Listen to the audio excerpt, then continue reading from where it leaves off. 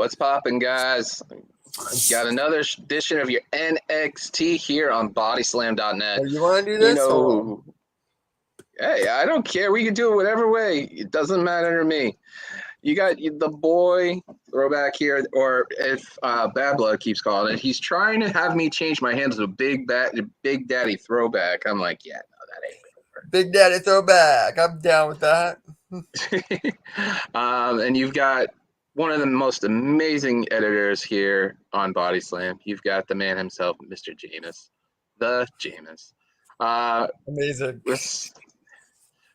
I was a little busy through this, and I caught up some of it. What are your thoughts on the show tonight?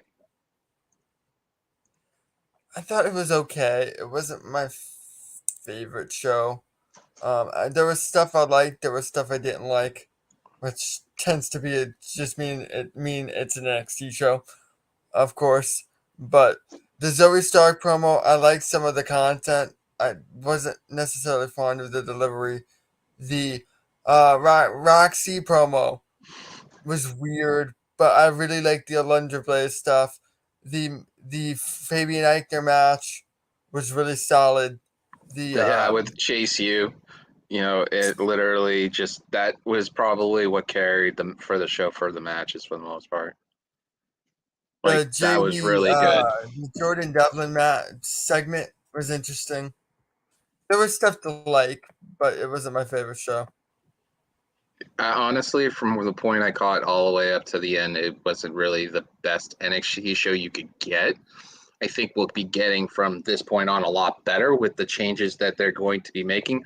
But you do see Hunter's thumbprint turning the dial a little bit in certain spots. And it's going to be interesting to see where they go from here as him as head of creative, because Lord knows he loves this brand, and this is his original baby. So even though he's going to be stretched between all three brands, I think he's going to pay attention to this a little closer. I don't necessarily think he has to. I think he's going to let Sean take the reins a bit more than Vince and Bruce Pritchard probably would have. And seeing how well Sean did with main control over NXT UK for a number of years, I don't mind that personally. But there were certain changes. Like at one point in the show, there was a vignette for Windy Chu. And you can kind of see where Trips is probably going to rein that character in a little bit, bring it back to what it originally was because I don't think the characters worked. I've been vocal on the show about that. And I can't be in Candyland anymore. I think she's going to add back a serious edge. Maybe drop the gimmick altogether, perhaps make it something you recommended before we went on air with the split, with the kind of two-way character. But anything's better than what it is now. So Alundra Blaze was on there, who is the commissioner at Stardom, as my co-host pointed out, has just tweeted about, with an NXT tweet, there will be a fatal four-way elimination match next week around the new NXT Women's Championship. Alundra / Medusa says, "I've only just begun," with a crown and a wink emoji. So Medusa Michelli's in NXT now. Seemingly. I wouldn't be shocked that she pulls double duty. She does stuff for Stardom, and then all of a sudden she does something for NXT. Is she still with Stardom? I don't know, but I think it would be interesting because she could be that William Regal figure that they desperately need in NXT. She could teach the women a lot more about the wrestling aspect of it, and then they could have somebody to carry the men's. But I think it's really interesting in that tweet telling that they have a lot more planned for her going forward than just like a 2-time period, kind of thing. Right. So, I mean, I like the idea of, I was hoping, and I know makes little sense, would have been really weird, that Medusa ended up being the tag partner. Oh, that's disgusting. Well, you could deal with it for one night after seeing that sweet little baby boy Brody literally for about 2 seconds. Congratulations on that. Yeah, thank you. Um, For those who don't know, our boy Patrick just had a baby. oh yeah, Rush. I'll talk about how that all happened. It's been a few days though, but um, But it it's just interesting that they're putting her in this position. Segue into other than talking about infants, um, I that would they're like to putting. see. I think NXT having a general manager works. Somebody neutral like Switzerland, like William Regal was, works. I think the heel Medusa's perfect for that because she doesn't need to be heel or a face, and those tropes have kind of ran their course. Well, I think Adam, having her there is also a good influence too, because you need somebody because the men's division has a lot of talent. Let's look at it in a wide spectrum. The women's has a lot of wide talent, but who can you say that they're building up for Mandy right now, other than Zoe Stark and a couple others? Having Alondra Blaze in NXT could help because it could be a focal point like Regal, but you could also have her do a lot more for the women's side of everything.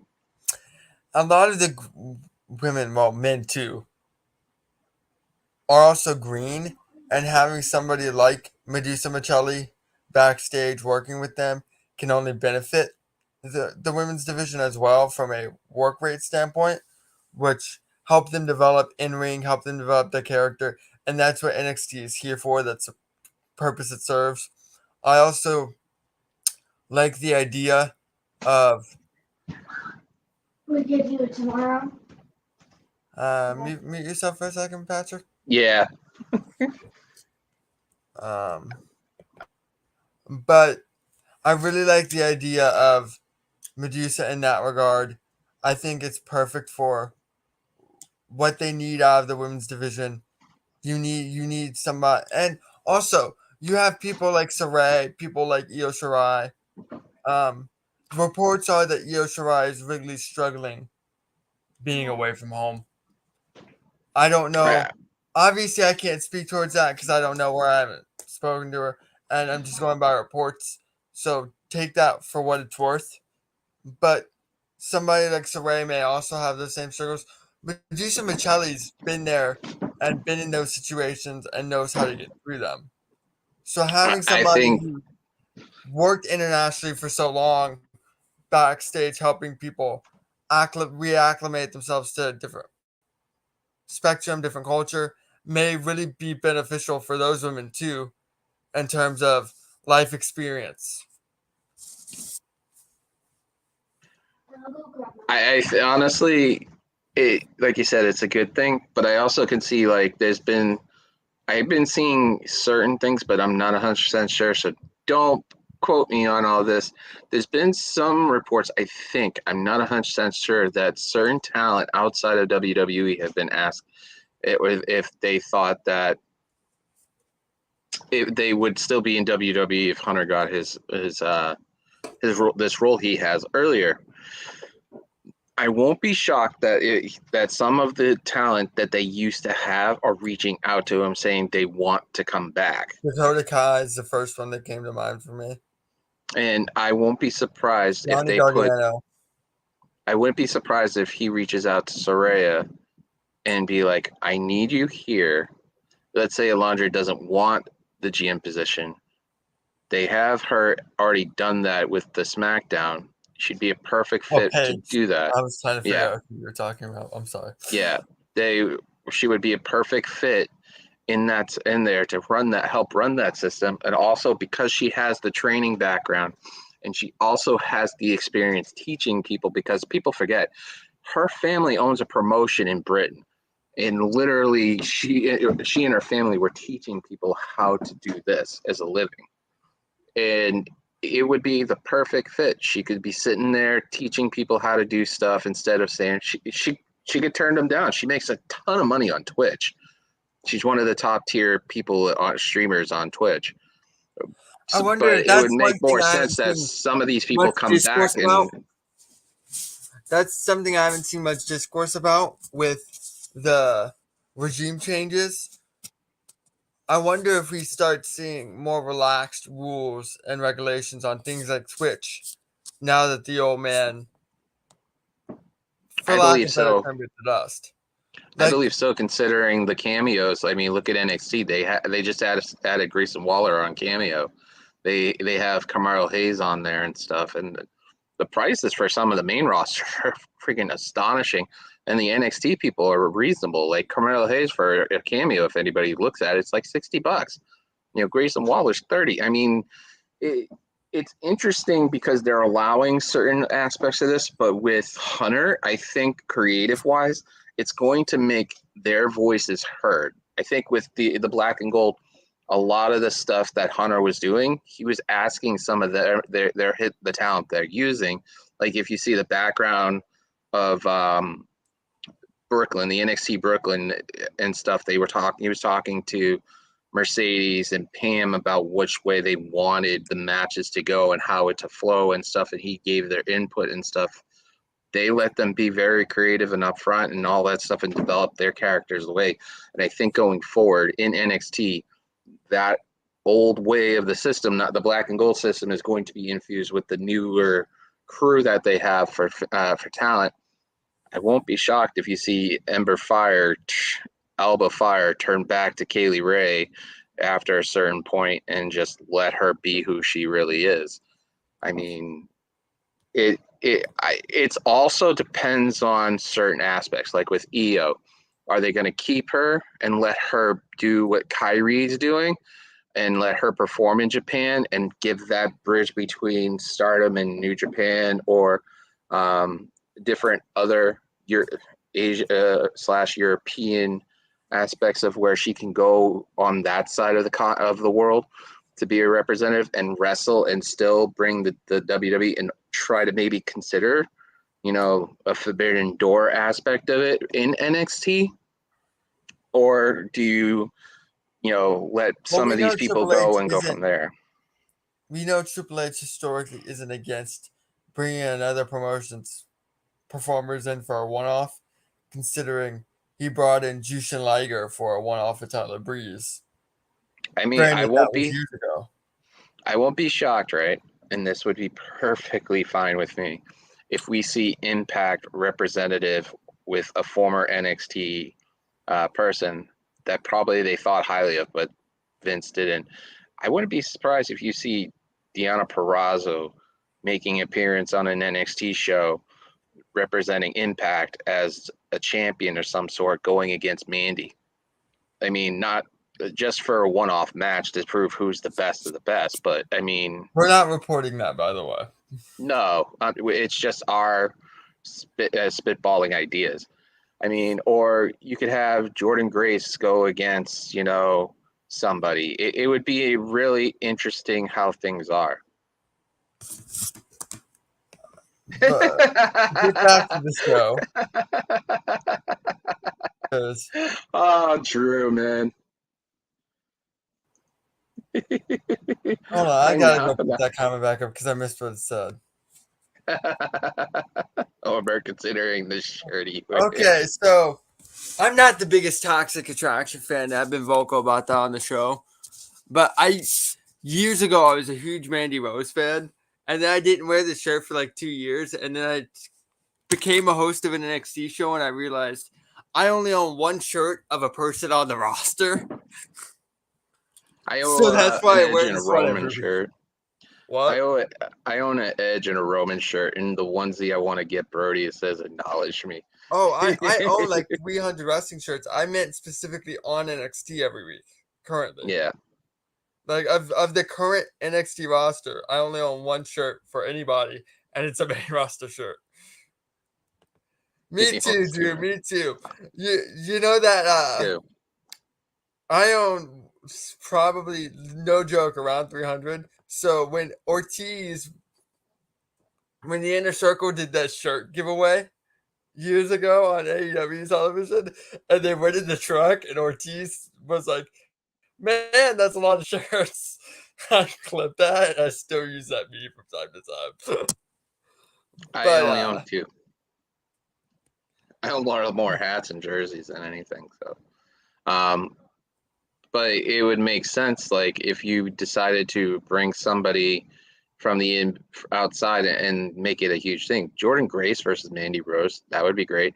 Hell, if you had Jordan mine Grace too, Drew. Hold versus on. Mine too. I was thinking starting next week, I'll probably just wear like an old Johnny Gargano shirt or an old Aleister Black shirt or old Ty Dillinger shirt because I own one of those. You guys should do a shirt podcast just for the fun of it on here. For bodyslam.net. Tell him to reach out to me later. I can make that work. Oh, oops. So, but what I'm saying is, I mean, it'd Jordan be Grace coming in. No, but I'm saying it would be great if they did a Jordan Grace versus, somebody on the main roster or something like that eventually, because eventually Hunter is going to try to reach out to certain promotions and being able to do it. I would love them to bring back Evolve. I would love it just to get some people get another layer under NXT for people that they want to bring in, but they're not too sure about. Instead of doing these tryouts, let people who actually do this for a living see if they can handle like the pressure of WWE. I don't think Evolve. You can bring it back. You can create a brand like that without doing Evolve. That's essentially what Level Up is. I mean, but also it would be easier because if you keep the way that the old developmental was, is that you still OVW still happening right now. So if you have Evolve up in near Brooklyn and stuff like that, there's more options. But yeah, back in the late 90s, early 2000s, they had the Funks as one developmental, Heartland is another developmental, OVW is another developmental. They had 4 or 5 different developmental territories, and that's why everybody was in developmental. So to get to the card, because we did kind of go off a little bit. We always go off on it. That's why we love not having structure. Zoe Stark cuts a promo talking about how she came back 4 months early. The crowd's really receptive of her. I think this is the time you pull the trigger on somebody because I don't think they were expecting this level of reaction. And then with Hunter probably wanting to change things to make it to more of his liking, there's a reason Mandy Rose was never really pushed in NXT originally. Zoe Stark, somebody that fits the NXT mold.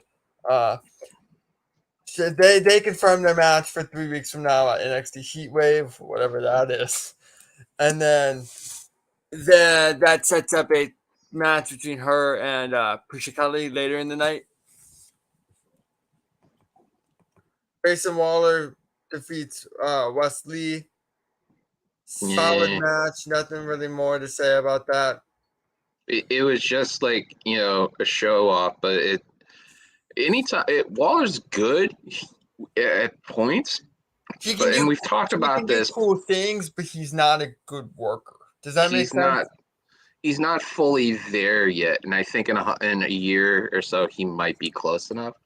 I mean, with the whole social media stuff he can do, that's great. But what's going to happen to him? Like he needs to go like the Corbin route in NXT, where he just literally is just like everybody absolutely despises him and hates him.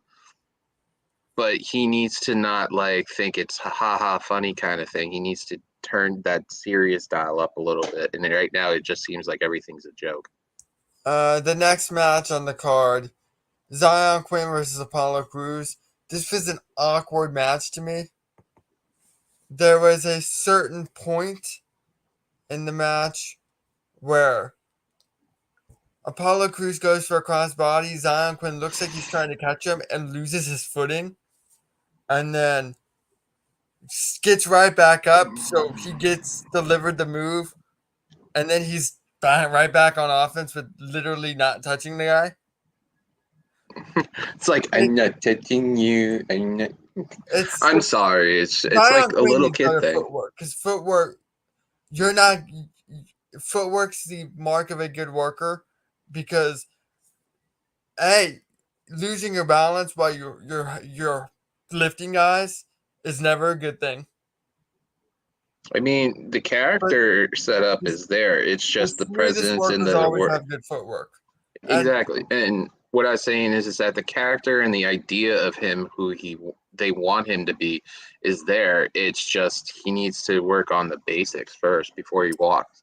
the most fundamental thing in professional wrestling is footwork because everything comes from how you're based and how your feet move once the bell rings. That includes delivering moves, making moves look cool, but it also includes protecting your opponent when you're lifting them, things It's like that, it and that's crucial to being a safe worker. it's the same thing in boxing. It's got to be about your footwork first before you throw a punch. Right. Except in this instance, it was the other way around. They thought about the character first before him working on everything else. Yeah, this match was just awkward to me. The next match was Zoe Stark versus Gigi Dolan. Uh, quick match, but solid for what it was. I don't really have much thought on that. I like both. I wish they would have gotten more time, but didn't need it. Yeah, Um, after that was a JD McDonough promo. that was. I got the name right? Yeah, it's still I'm just gonna call him JD. I know who he is. It's just it seemed like awkward. Like you putting the camera right in front of the stands, and then you're like, I didn't get to introduce myself for the last couple of weeks. You've been there, you schmuck, for 2 weeks, and you don't think everybody knows who you are. I like the idea of it. Like I like the idea of him going up to Stu and kind of giving him backhanded compliments in the most vain way possible. I like the whole thing with Barrett. Oh, I'm a fan of yours, and he's looking at his wrist and giving him like bad things and stuff like that. It's like, come on. But he Like, phrases it in a way where it's trying to be helpful, like advice. So it's yeah, like he has this way of trying to look like he's being helpful when he's really insulting the hell out of you. I like I that. It's like and the Marie whole and Everybody Loves Raven. it's It's funny. literally like Breaker headbutting him, and just all of a sudden blood just start happening. It's like, in the way it was positioned, because if you hit somebody in the face like that, it's either on the side of the mouth or in the front. The blood literally just came out of his fingers. Like, it looked like he got hit back in the shoulder with the mouth, and all of a sudden he had to hit the fingers in his mouth if he had a capsule and break it. Like, dude, It wouldn't be a show with the two of us if we weren't talking about how something's over gimmicked. yeah, it's literally overcooked. Like, literally, I'm gonna hit Jameis, and all of a sudden he just puts his fingers in there and starts acting sadistic and puts his fingers back in to force more of it out. Like, come I'm very on, fragile. dude. That may happen. Oh, I'm a teddy bear. I'm the one who usually gets knocked over. But the point is that why? Like, why are you gonna just? It's one of those things in wrestling that annoys the shit out of me. Like, I can deal with blood and guts and shit like that, but I can't deal with Make it make sense. make it sense. Yeah, I hate fake shit. Like, I understand what pro wrestling is. I understand all of that. But the 12-year-old me still thinks like, it's like, okay, this stuff can be real, and it is real.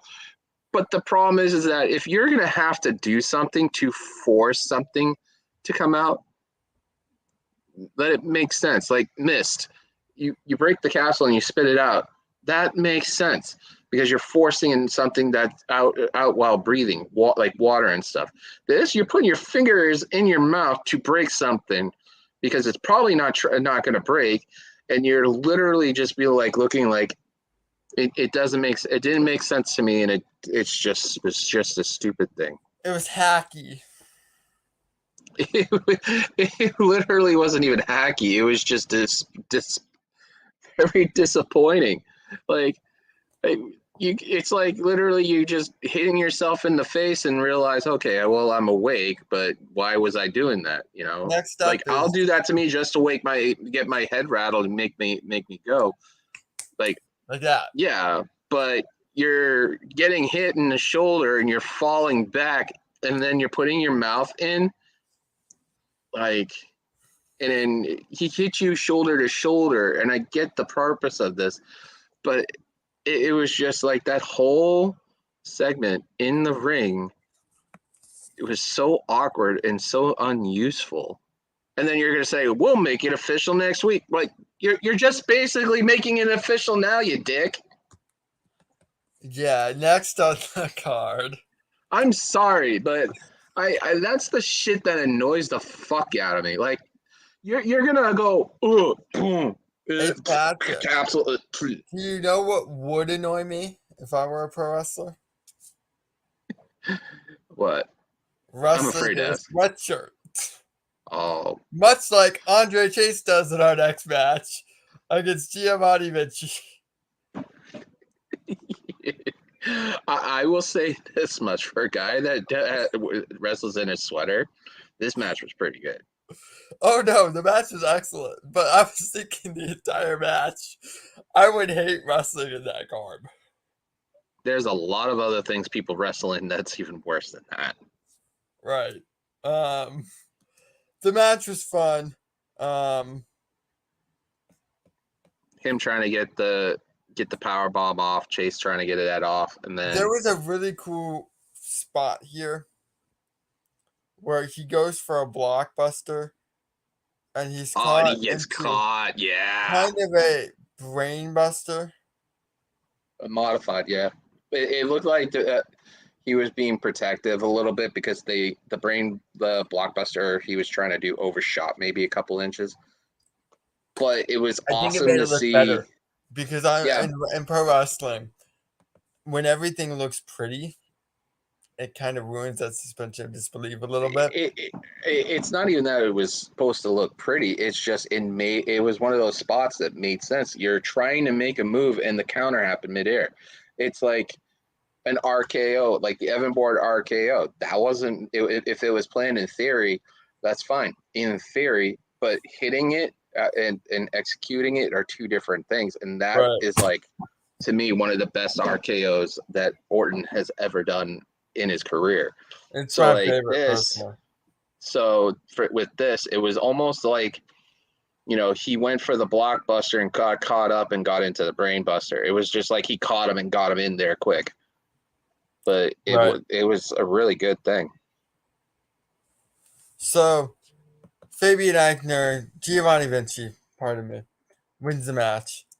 You forget the aspect of this, because before this match, somebody who's slowly, and I'll say this, who I really, really like, slowly, hopefully, will end up having an NA title match soon against Carmelo Hayes, which I hope.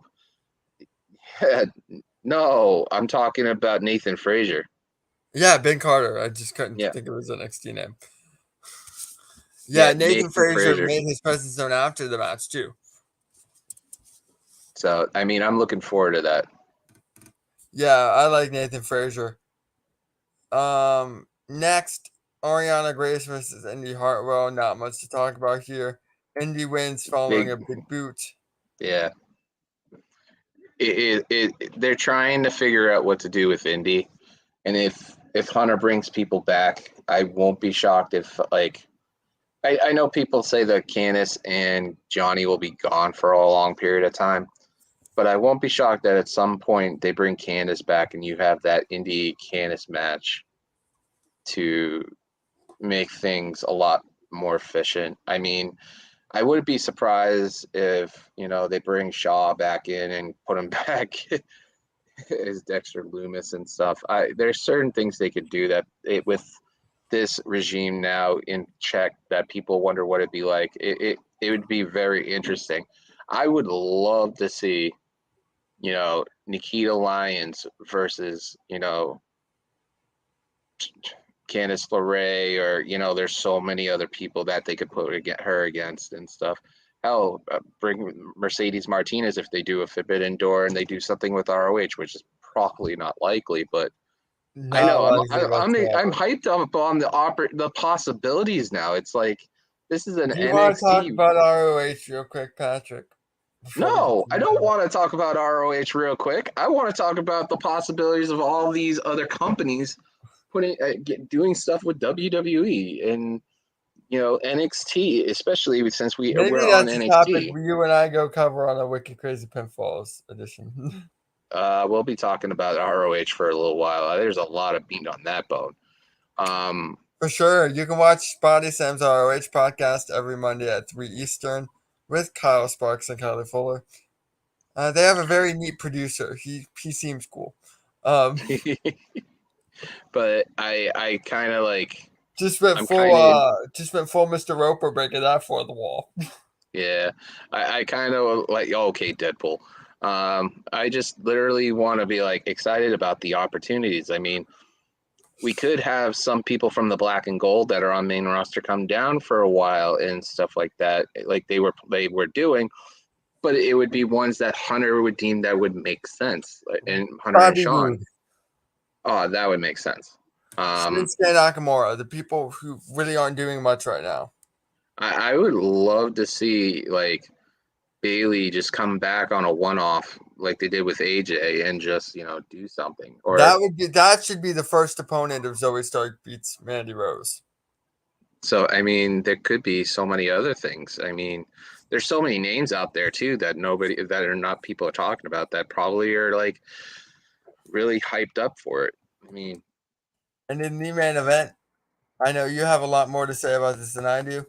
The D'Angelo family, Stax Lorenzo, Cruz del Toro, Tony D'Angelo, and Joaquin Wilde versus Julius Creed, Damon Kemp, Roderick Strong, and Brutus Creed, Diamond Mine.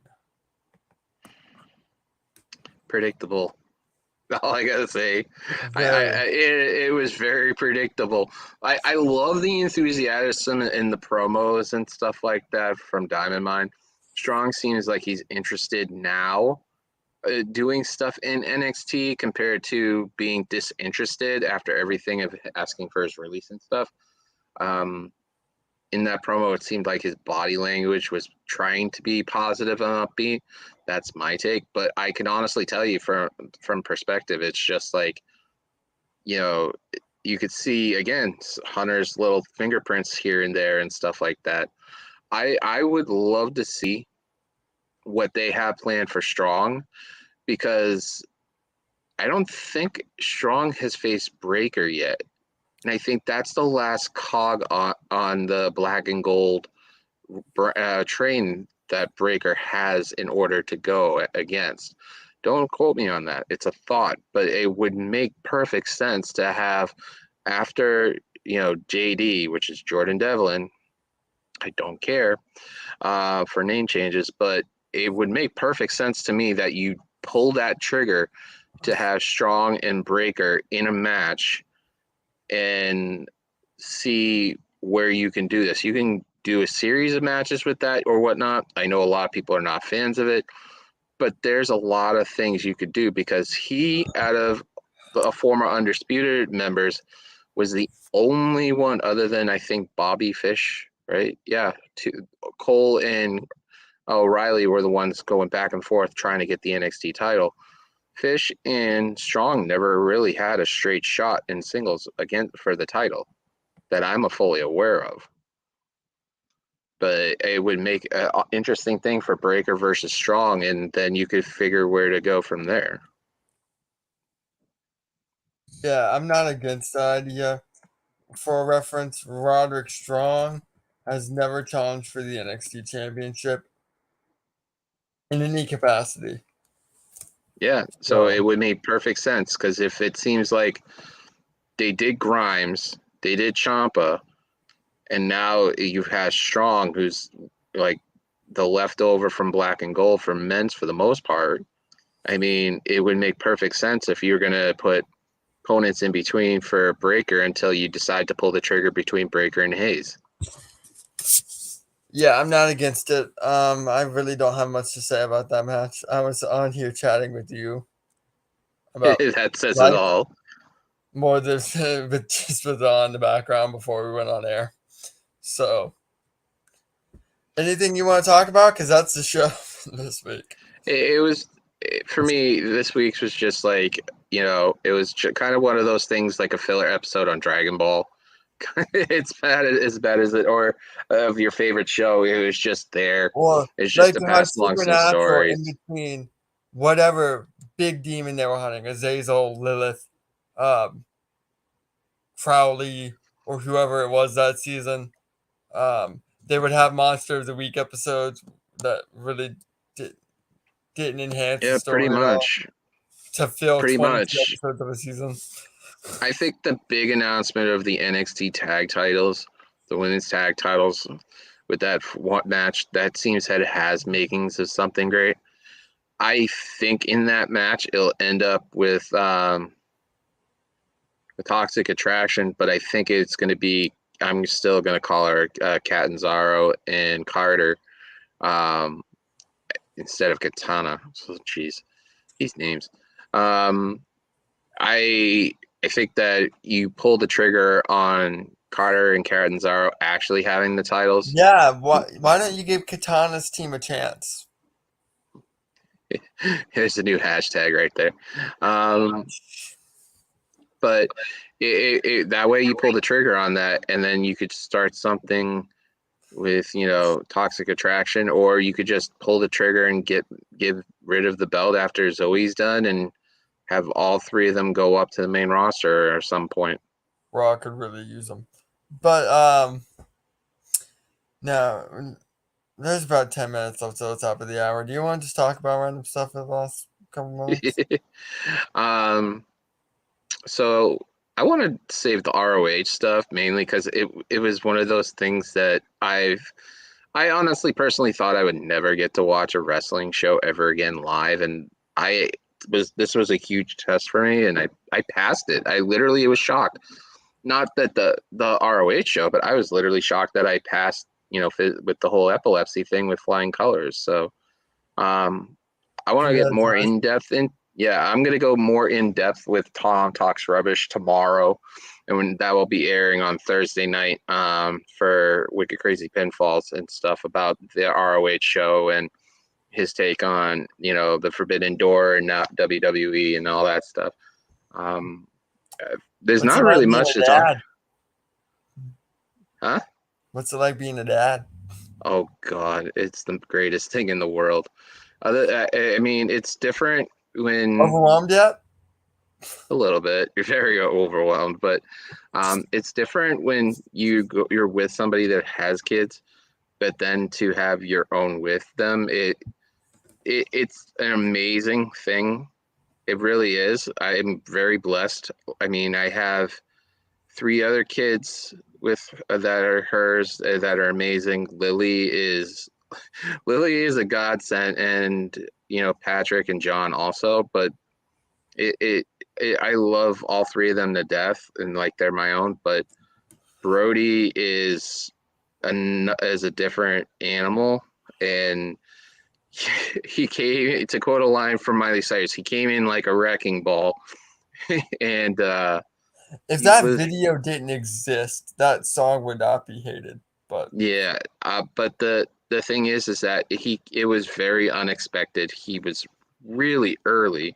His due date originally was supposed to be the 18th. He was supposed to come in on the 11th, and he was on last Friday. So this Friday coming up, he'll be 1 week old. There was some complications and stuff with it. Amanda lost about 4 cc's total of blood. They had to do 2 transfusions during it, and she was rushed to the hospital and stuff. But she's a fighter, and she's doing great now, and Brody is doing amazing. So, I mean, I'm a proud papa. This kid's going to literally be a fighter, and if WWE gets their hands on it, his wrestling name is going to be Daniel Brody, so I wouldn't be shocked about that. Or Sheamus Daniels. that's Yeah. awesome. But, I mean, it's a completely different thing. and it's very interesting. Like the outpour of love and stuff like that from the community that I've already had, it was great. But for an infant kid, it's just insane. Hell, I'm still waiting for BJ to turn around and just be like, here, I got his FaceTime him, and he's like, I'll buy you whatever you want for anime onesies. I'm like, okay, dude, thank you very much. I love You know, BJ. it, Shout out to it's BJ, Bad Blood. it's just I got lucky. Like I'll touch with the RH stuff for a second, but nothing about the matches and stuff. But this show checked off, like I said on the post show, 95% of the people that I wanted to see, that I respect and admire for performance. Like, Joe, Lethal, FTR, the Briscoes. I really respect both of them a lot. Joe was number one. Cassio was number two. So I got to see a lot of the people that I've Claudio. always wanted to. Yeah, Claudio. It's been a long couple of days, but it's been a really interesting. I got to see a lot of people I never thought. The trios titles, let's just say this much. I'll get more into it tomorrow, but I did get copies straight from Twitter for this stuff, so, and I think it's well worth it. I love Dalton Castle. But other than that, I mean, it's pretty much a short show tonight. We already expected it, so. Yes, sir. Where can they get? Actually, you want me to do the plugs first, or do you want to do your plugs first? I'll do mine. Might as well. Wicked Crazy Pinfalls every Thursday night. You'll get something different coming up. I'm on leave for 10 weeks. Oh my God, this is going to be insane. The most recent episode of Wicked Crazy had this familiar face. Yeah. You're going to have a lot of crazy stuff. We're going to have Tom Talks Rubbish. He'll be airing on Thursday. We'll talk about the ROH, AEW, the Forbidden Door possibilities, his thoughts on Vince's retirement, and WWE with creative now fully in control, and a Hunter. We'll talk about his channel and stuff he does for what the wrestling watch with Cass that you just stepped in for Cass. I'm probably stepping in this week too. So we're gonna talk about the show with his experience with Body Slam so far, who he expects to talk to down the line and stuff. I hope I'm one of them, and I know you're the same way, in the same boat as me. So that would be awesome. And then just talk about his dreams and goals and stuff like that. It's going to be one of those shows where we're going to touch on wrestling and stuff like that, and we're going to have fun and talk about other things. And then check it out August 18th on that Thursday. Drew Nicholas, the Wicked Crazy Pinfalls champion, will literally be talking about cars with me for about an hour. He said he didn't like my shirt. I'm not listening to the guy to discuss cars. We're going to talk about our favorite car. Screw you, Drew. We're gonna talk about our favorite cars, the maintenance on that stuff, what you do, and everything else, because that's what I do for work. So we're gonna pick who's gonna pick each other's brains on it. I would love to have somebody on a show with us doing something like that, because at least if they ask me what my experience is with that type of car, working on it is. I would love to do something like that and have Drew co-host it, and have, like, say, Jameis ask me, what do you do with this type of car and this, and what goes in this, and how you do this, and explain all that stuff and what the manufacturers. I would be an awful person for it. Trust me, my brain is an encyclopedia of recommendations. It's ridiculous. But other than that, we've got those two things coming up, and then we'll just keep doing it here on the NXT post show for Body Slam. We'll see how everything else kills, and you never know. Just pop up on Twitter and just find out if I got copy strike again, or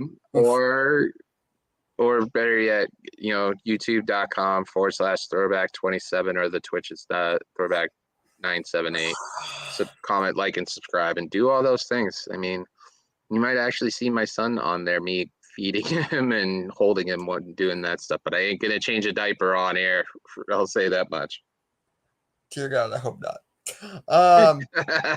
As for me, you can find me at Body Slam Net. Obviously, I'm an editor and producer here.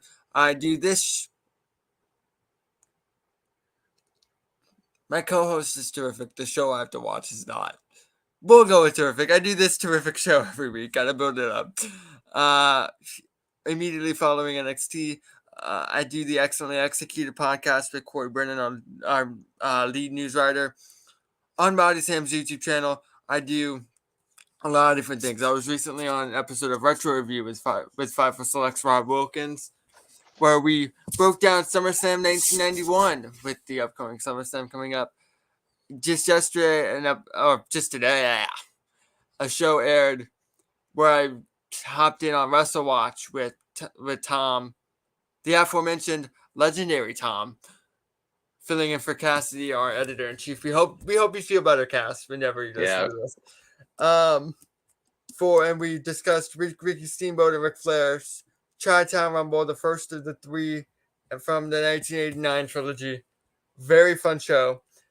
I did the first. I'm now branching into non-body slam stuff, and I now host a show with Ash Nova and Queen of the Indies, where we cover independent wrestling, which is really cool. But make sure to subscribe to BioSam's YouTube channel. We have a lot of great content wherever you get your podcasts.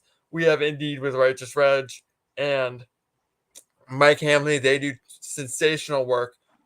The very honorable Code of Honor podcast with Cody Fuller and Kyle Sparks. Of course, TN Tights. They do marvelous work. Andy and Dan. BJ, Shane, Julian, all of those boys do a great job. I literally can't wait to get on the round table and just go crazy on them. They do a great job with most of our post-show coverage that doesn't involve NXT. We have Off the Mat with Josh Silverberg. He does good work. We've got a lot of really, really strong work right now. We have a future Body Slam employee known as Brody McCauley one day in about Rami and Corey do the new Finish the Fight podcast. We have a lot of podcasts. You'll never get bored if you watch them. Be sure to check them all out. Subscribe to our YouTube. Find us on Spotify, Apple Podcast, Amazon, wherever you get your podcasts. You will absolutely not regret it under any circumstances. So, yeah, be sure to do that. Follow our news. Follow us on Twitter, Twitch. And do a good deed. Pay it forward. I can't believe I'm a father, and I'm looking at him right now, and he's wide-eyed and awake, so. Oh, it's not in the chat anymore. Have a good day, guys. Just have a good night.